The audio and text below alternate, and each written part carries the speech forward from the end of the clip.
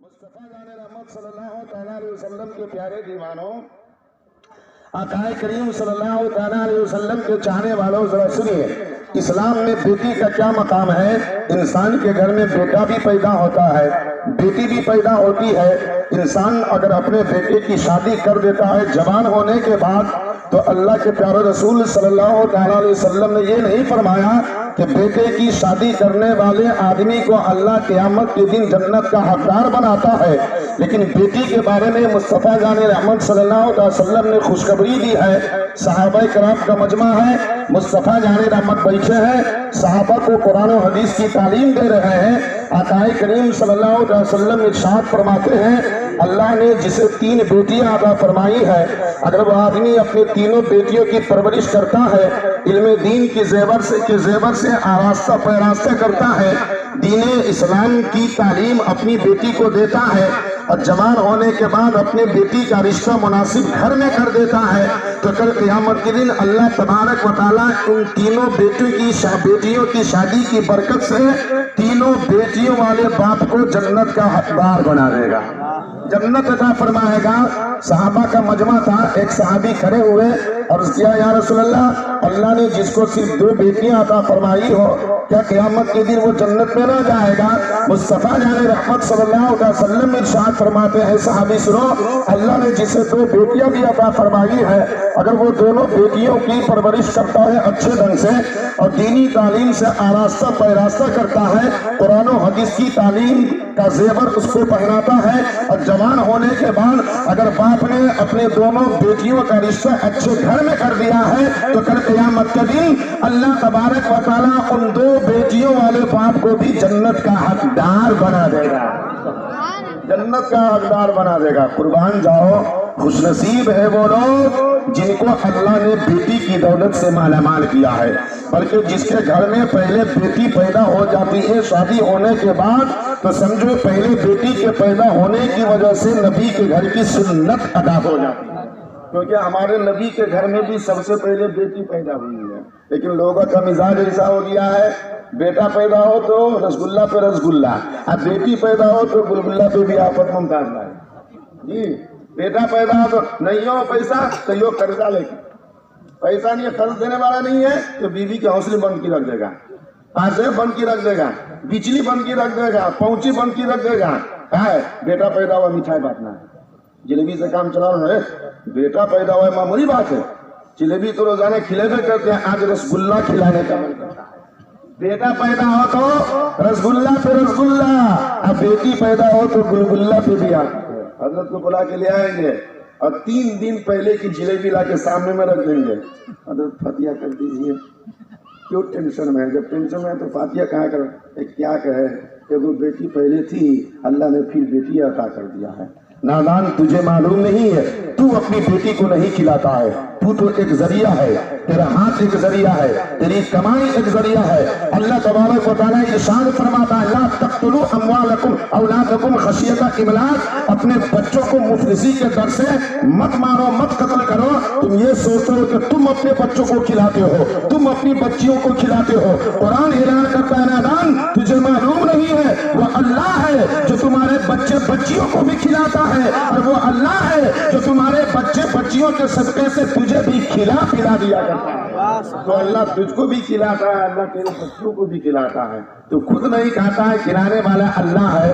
تو جس اللہ نے بیٹی عطا کیا ہے اس اللہ کے بھروسے پہ چھوڑ دو نا، اللہ انشاءاللہ دل صاف کر کے رکھے ہوئے تو تیرا بیڑا پار ہی کر دے گا۔ جناب فیکن صاحب اگرچہ دولت کے اعتبار سے غریب ہے لیکن دل کے اعتبار سے امیر ہے۔ کیا یہ غریب ہے تو ان کی بیٹی کا رشتہ نہیں ہوا ہے؟ یہ تو ایک ذریعہ ہے، انہیں تو محنت کی ہے، رشتہ جوڑنے والا تو اللہ کی ذات ہی ہے۔ اللہ نے رشتہ دنیا میں بنا کر کے بھیجا ہے۔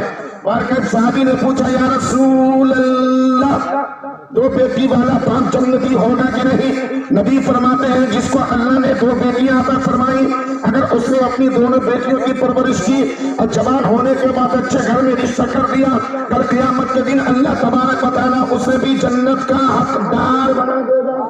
ایک اور صحابی کھڑے ہوئے، عرض کیا، یا رسول اللہ نے جس کو ایک ہی بیٹی عطا کی ہو تو مصطفیٰ جان رحمت مسکراتے ہیں، ارشاد فرماتے، سن، اللہ نے جس کو ایک بیٹی عطا کی शादी हो, अपनी बच्ची की अच्छे ढंग से परवरिश करे, दीनी तालीम से आरास्ता पैरास्ता करे, कुरान और हदीस की तालीम सिखाए, और जवान होने के बाद अपनी उस एक ही बच्ची की शादी अच्छे घर में मुनासिब रिश्ते में कर दे, तो कल क़यामत के दिन अल्लाह तबारक व तआला उस एक बच्ची की शादी की बरकत से भी उसके बाप को जन्नत का हकदार बना देगा, ये बाप को जन्नत का हकदार बना देगा।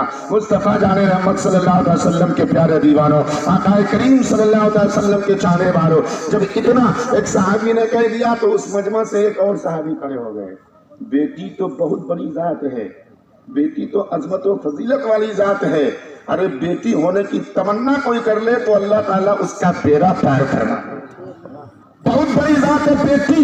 बेटी का क्या मकाम है इस्लाम में, सुनिए। मुस्तफा जाने रहमत के प्यारे दीवानों, सहाबा किराम के मजमा से एक और सहाबी खड़े हो गए, अर्ज किया या रसूल अल्लाह, ये तो समझ में आ गया 3 बेटियों वाला बाप जन्नती है, 2 बेटियों वाला बाप जन्नती है, 1 बेटी वाला बाप जन्नती है, लेकिन या रसूल अल्लाह, अगर अल्लाह ने किसी को बेटियां अता न की हो, खाली बेटा ही बेटा हो, तब एक भी बेटी ना हो, खाली बेटा ही बेटा हो, तो क्या वो जन्नत का हकदार न होगा? मुस्तफा जाने रहमत ने डायरेक्ट ये फरमाया कि हाँ, बेटा वाला भी जन्नती हो जाएगा, बेटा की शादी करने वाला भी जन्नती हो जाएगा, बेटे का रिश्ता करने वाला भी जन्नती हो जाएगा। अगर मुस्तफा फरमा देते तो शरीयत का कानून हो जाता, मुस्तफा फरमा देते तो शरीयत का ज़ाब्ता हो जाता, मुस्तफा फरमा देते तो शरीयत का उसूल बन जाता। लेकिन मुस्तफा जाने रहमत ने उस मकाम पर इरशाद फरमा, अरे जिसके पास बेटी ना हो, सिर्फ बेटा ही बेटा हो, खाली वो दिल में ये तमन्ना कर ले कि काश अल्लाह अगर मुझको भी बेटी दिया होता तो मैं उसको तालीम देता, कुरान सिखाता, हदीस सिखाता, और जवान होने के बाद मैं अपनी उस बेटी की शादी अच्छे घर में कर देता। सिर्फ बेटी होने की तमन्ना अपने दिल में कर लेगा, तालीम और ताल्लुम से रास्ता पैरास्ता करने की तमन्ना अपने दिल में कर लेगा, तो कल क़यामत के दिन अल्लाह तबारक व तआला बेटी की तमन्ना करने वाले इंसान को भी जन्नत का हकदार बना देगा। नारे तकबीर, नारे रिसालत, आला हज़रत हज़रत अल्लामा मुफ्ती अशरफ रज़ा बरकाती, नारे तकबीर, नारे रिसालत, सुभान अल्लाह। आपने इस्लाम में बेटी का कितना ऊंचा मकाम है, कितना ऊंचा मकाम है। एक रवायत में आया है, सरकार फरमाते हैं कि जब तुम कहीं बाहर से अपने घर में आओ तो अब घर के बच्चों के लिए कुछ लेकर के आओ, घर के बच्चों के लिए कुछ लेकर आओ।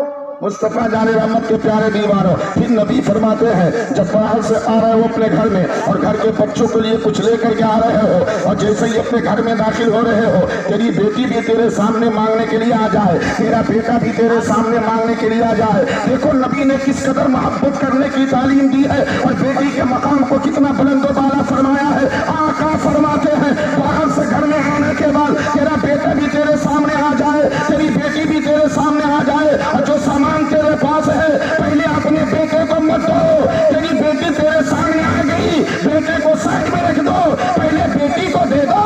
इधर बेटी को दोगे उधर मुस्तफा जाने रहमत की सुन्नत हो जाएगा। नारे तकबीर, अल्लाहु अकबर, नारे रिसालत, आला हज़रत मिलादुन्नबी हज़रत अल्लामा मुफ्ती अशरफ रज़ा बरकाती, नारे तकबीर, नारे रिसालत।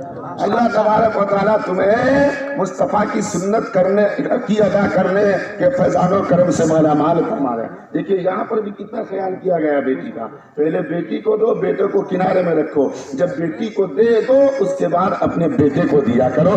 क्या मकाम है इस्लाम में बेटी का, बात समझ में आ गई तो और आगे चलिए। मुस्तफा जाने रहमत सल्लल्लाहु अलैहि वसल्लम की बारगाह में बचपने के जमाने का वाक़या है, नबी करीम सल्लल्लाहु अलैहि वसल्लम के घराने का।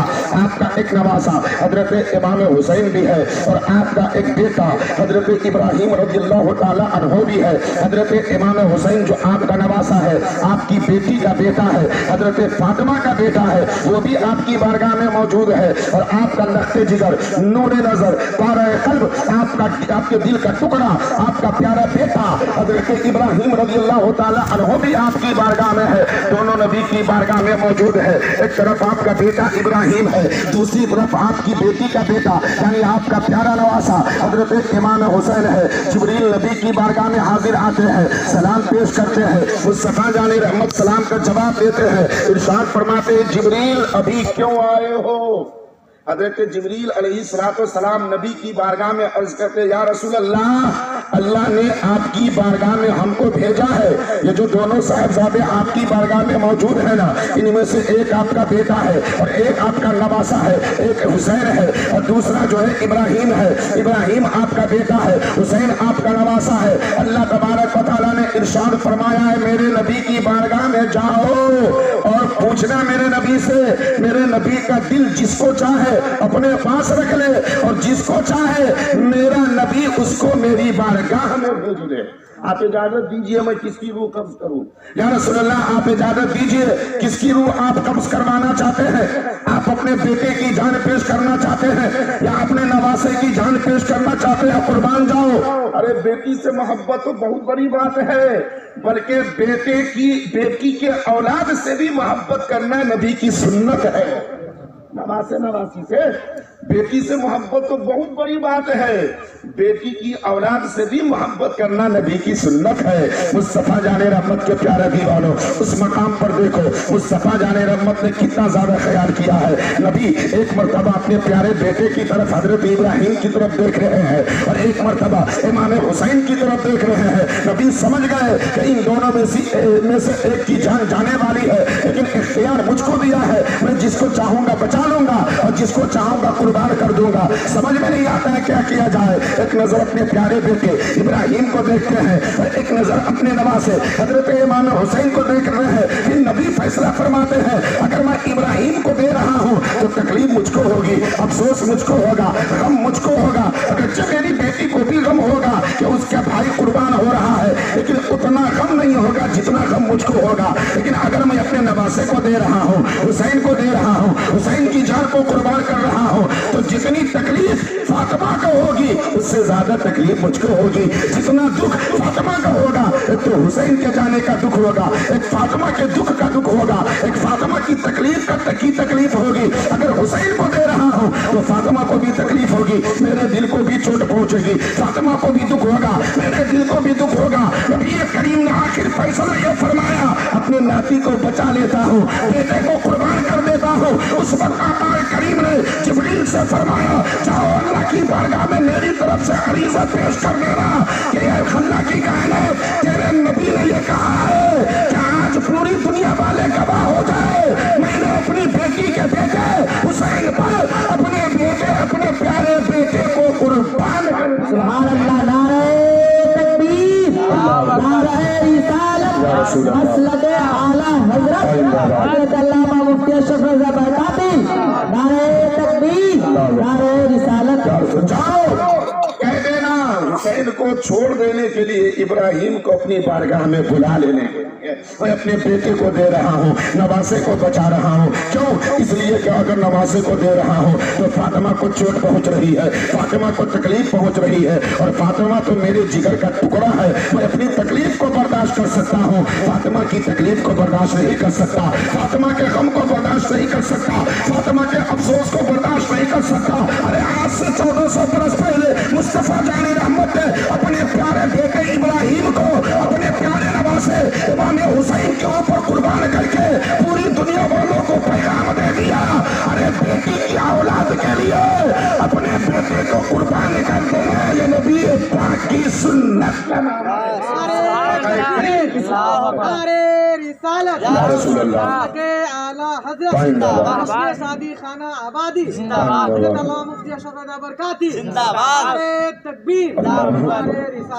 अल्लाह, तो देखा आपने ये मकाम है इस्लाम में बेटी का।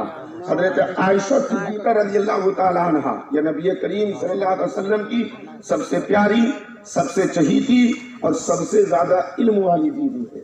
हजरत आयशा सिद्दीक़ा रज़ियल्लाहु ताला अन्हा फरमाती है कि मैंने अपनी आंखों से देखा और कानों से सुना کیا فرماتی ہے کہ میں نبی کریم صلی اللہ علیہ وسلم کی بارگاہ میں موجود تھی. آپ کی بارگاہ میں ایک مرتبہ سسرال سے آپ کی بیٹی حضرت فاطمہ آئی تو میں نے اپنی آنکھوں سے دیکھا کہ مصطفیٰ جان رحمت اپنی جگہ پر بیٹھے ہوئے تھے. جیسے ہی آپ کی بیٹی فاطمہ اپنے سسرال سے آپ کی بارگاہ میں آئی تو نبی کریم صلی اللہ علیہ وسلم اپنی جگہ سے کھڑے ہوئے, آگے بڑھے اور حضرت فاطمہ کا محبت سے استقبال کر لیے,